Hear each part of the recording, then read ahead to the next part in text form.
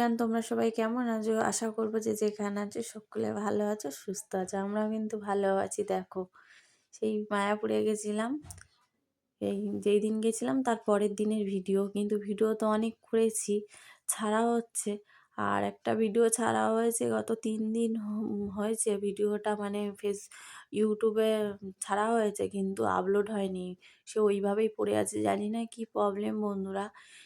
ভিডিওটা কেন আপলোড হয়নি বুঝতেও পারছি না।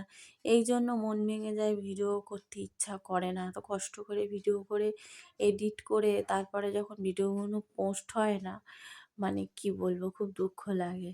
ফেসবুকে হয়ে যাচ্ছে, ফেসবুকে এখন দেখছি আবার কি প্রবলেম, ওটা ভিডিওটা হচ্ছে না বলে ওরাই আবার ওটাকে পুরো পাট পাট করে ছেড়ে দিয়েছে। তো যাই হোক, দেখো একটা জায়গায় ঘুরতে গেছি, আমারও ইচ্ছা করে, বাড়িতে সবসময় থাকি একই ভিডিও করতে, ভালো লাগে না। তার জন্য এসেছিলাম বলে ভিডিও করেছিলাম। তো দেখো, সেই ভিডিওটা আর কি বলবো জানি না। আজকে যদি মানে চেক করব, না হলে তাহলে ভিডিওটা আমাকে মনে হয় ডিলিট করতে হবে। তো যাই হোক, আজকে ভিডিওটা ভয়েস দিচ্ছি। আর দেখো, রেডি হয়ে গেছিলাম, যেদিন গিয়েছিলাম পরের দিনের ভিডিও। তো আমরা এখন বেরোবো, মানে ঠাকুর দেখতে। সব জায়গায় তো যাব, টোটো তো বলা ছিল, যেই টোটোতে করে এখানে এসেছিলাম সেই টোটোকেই বলা ছিল, কিন্তু বরমশাই সকালে গিয়ে যেখানে দাঁড়াতে বলেছে সেখানে গিয়ে দেখছে যে টোটোটা আসেনি।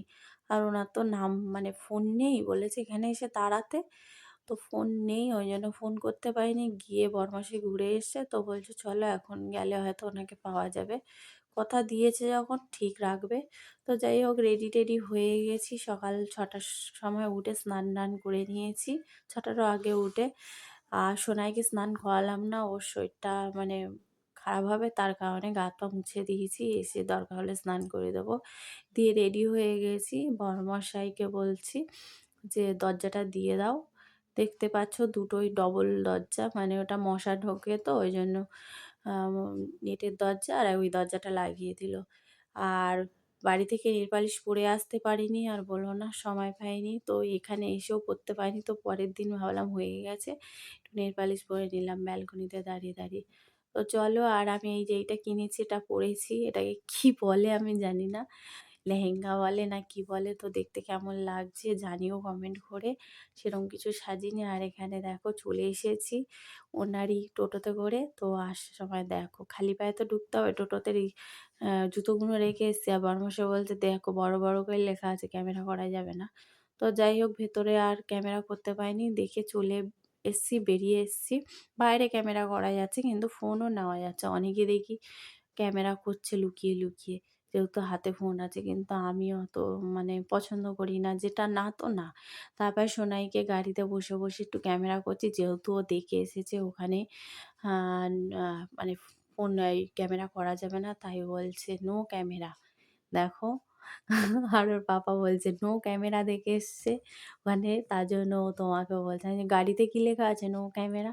তো যাই হোক, এই যে সেই আগের দিন যখন আসছিলাম তখন দেখিয়েছিলাম এনাকে, তো বলেওছিলাম আমার মিশুর মতন দেখতে। তো যাই হোক, এনা খুব ভালো মানুষ, কথাবার্তাও ভালো, আর খুব সুন্দর গাড়ি চালিয়ে নিয়েও গেছে। তো চলো, সব জায়গায় জায়গায় ঠাকুর এখন দেখানোর বেলায়, যেখানে এসে গেছি এখানেও দেখবো। সব জায়গায় এরকম থামিয়ে থামিয়ে নিয়ে যাচ্ছে। আর জুতো বলেছে পরার দরকার নেই, টোটোতেই থাকুক। আর আমার সোনামণি দেখো, একটা মানে গীতা বলে সেই কিনেছে, দুটো মতন কিনেছে। একটা বড়মাসি রেখে দিয়েছে আমার ভেন্টি ব্যাগে, আর ওইটা নিয়ে পড়ছে, এমন ভাব করছে যেন পড়তে পারে। তাই একটু ক্যামেরা করছিলাম। আর ও মাঝখানে দেখো বসবে না, শুধু খালি বলছে আমি ধারে বসবো। তখন বকে ঝোঁকে মাঝখানে নিয়েছি, তারপরে যতবার নেমেছি বন্ধুরা ও ধারে বসবে, তাই বড়মাসিকে বলছি জড়িয়ে ধরে বসো।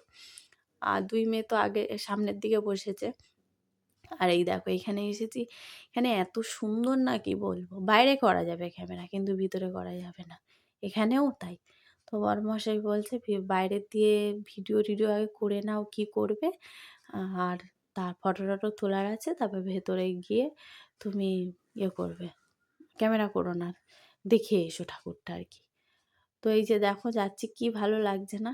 বাইরে যেহেতু করা যাবে তাই একটু ক্যামেরা করে নিয়েছি, ফটো তুলেছি, ভেতরে করা যাবে না বলে। তারপরে এখানে আর একটা জায়গায় এসেছি, এখানে কোনো ওইসব লেখা নেই যে ভিডিও করা যাবে না, অনেকে দেখছি সবাই করছে, তাই আমার মেয়ে মনে হয় মেজো মেয়ে হাত থেকে ফোনটা নিয়ে গেল। এখানে দাঁড়িয়ে কথা বলছিলাম, বলল, "মা একটু ক্যামেরা করবো?" আমি বলছি, "কিসের?" বলছে, "ফটো।" আমি বলছি, "দিদি তুলেছে।"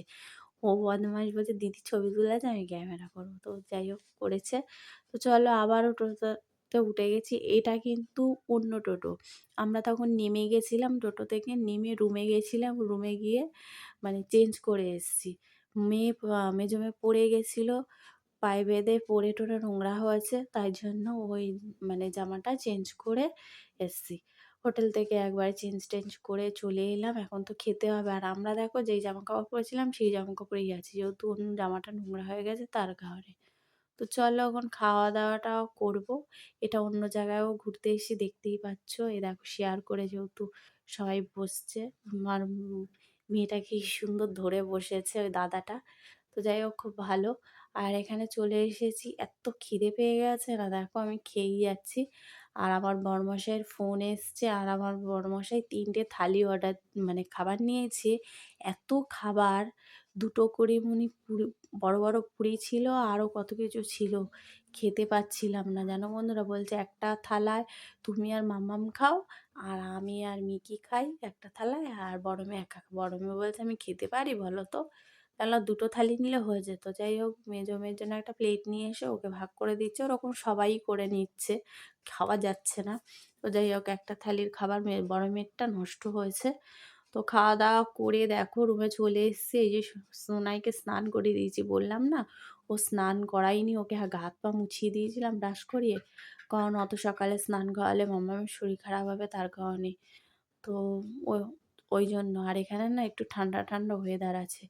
তো তারপর স্নান-টান করিয়ে একটু রেস্ট নিয়েছিলাম। বসে গল্প-টল্প করলাম। বড়মশাই বলল, "রেডি হও।" তো এখন যাব নবদ্বীপে। নবদ্বীপ থেকে ঘুরে আসি। এখন কটা বাজে? ২টো মতন বাজে। নবদ্বীপ থেকে ঘুরে চলে আসবো বিকেল। তারপরে কিছু কেনাকাটার করার আছে, এখান থেকে কিনবো। ফটো-টটো কিনে নিয়ে তারপরের দিন সকালবেলা আবার বাড়ির জন্য রওনা দিতে হবে। তাই জন্য হাতে টাইম নেই না। তো এই যে রেডি হয়ে গেছি। এখন নবদ্বীপে যাওয়ার পালা। নবদ্বীপ থেকে ঘুরে আসবো। আর এই যে আমার বরমাসের অবস্থা দেখো। এই পাশে শুয়েছিল, আবার ওপাশে শুয়ে ফোন ঘাঁটছে। আর এই যে সোনামণি, চুল-টুলগুলো এবার বেঁধে দেবো। আর আমিও রেডি হয়ে গেছি, বড় মেয়েও রেডি হয়ে গেছে। আমি বললাম যে, "এই জামাগুলো খুলে রেখেছি একটু ভাঁজ-ভুজ করে রাখ।" আর এই ক্যামেরাটা আমার মেয়ে জমিয়ে করছে, আমি জানিও না। তো পরে গিয়ে মামা ওরম করলো যখন, তখন চিল্লে উঠেছে, তখন বুঝতে পারলাম। তারপরেও ক্যামেরা করছে, আমি কিন্তু জানি না। যাই হোক আমি ভিডিও এডিট করার সময় বুঝতে পারছি।